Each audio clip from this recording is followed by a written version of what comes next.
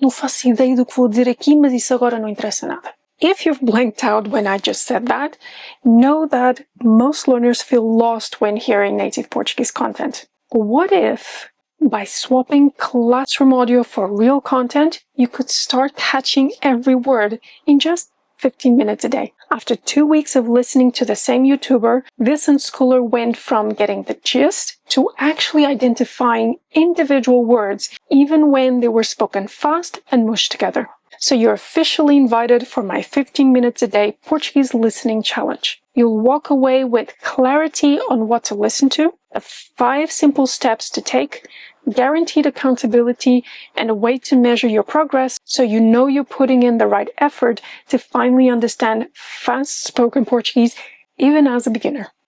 Let's start with what to listen to, shall we?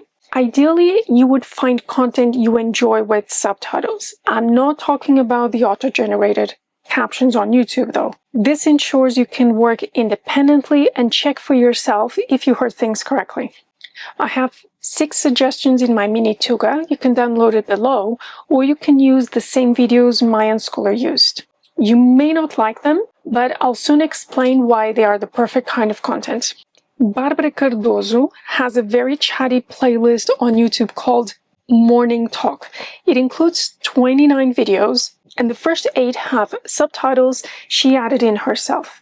These are the ones you should work on. And why is this sort of content perfect for this challenge? Well, as I said, it's chatty.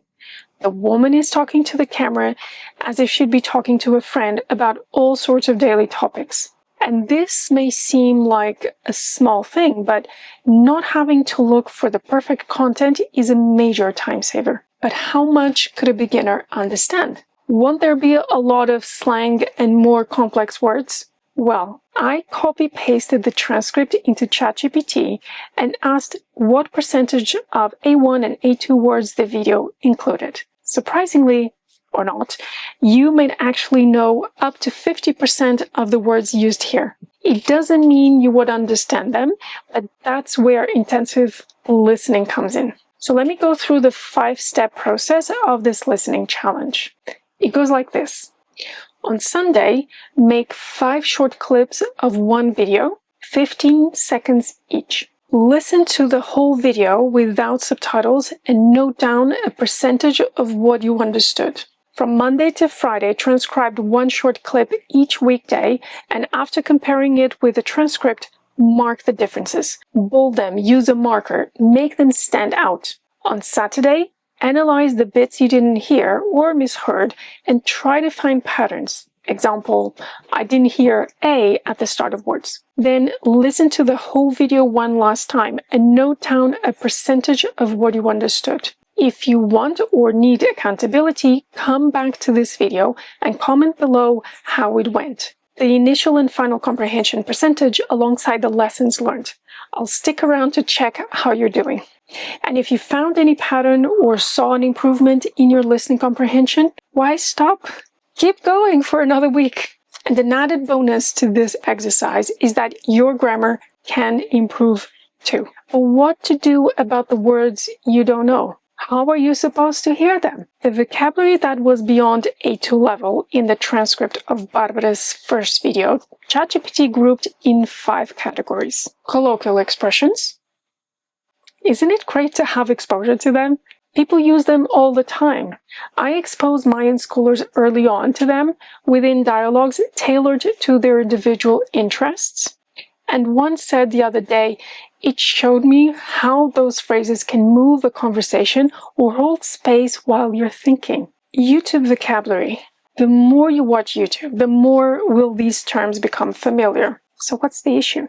Emotional language, level B1, B2. Now, I see a lot of cognates here, meaning the words are pretty similar to English, so these shouldn't be a big deal. Descriptive verbs, B1 plus. While these may be a bit more advanced, they sure get used a lot, so why not start paying attention? These abstract nouns and connectors at level B1, C1 are also not very far from English. But again, while knowing these words in advance can help you recognize them in fast speech, it's the focused, intensive listening to a short clip every day that will build up your comprehension muscle. So do check my mini tutor for more native resources with subtitles alongside this 5-step process so you have it close at hand. Next, I strongly recommend you watch this video so you don't miss out on the king of Portuguese, something you need to watch out for when you're super confused as to how fast we speak.